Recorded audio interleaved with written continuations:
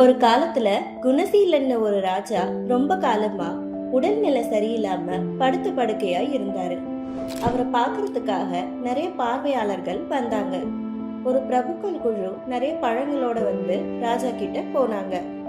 அவங்க ராஜா கிட்ட உங்களோட உடல்நிலை எப்படி இருக்கு அப்படின்னு விசாரிச்சுட்டு இருந்தாங்க. திடீர்னு ஒரு விவசாயி ராஜாவை பார்க்கறதுக்காக வந்தாரு.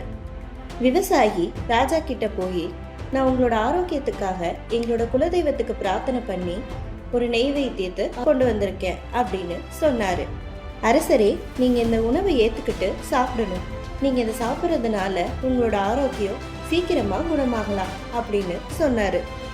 விவசாயி அந்த உணவை திறந்ததுக்கு அப்புறம் அதுல இருந்து மோசமான வாசனை வந்துச்சு.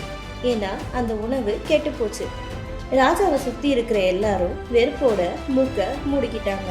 ஆனா ராஜா அந்த உணவை ஏத்துக்கிட்டு அதுக்கு பதிலா தன்னோட முத்து மாலையை கழட்டி விவசாயி கிட்ட கொடுத்தாரு.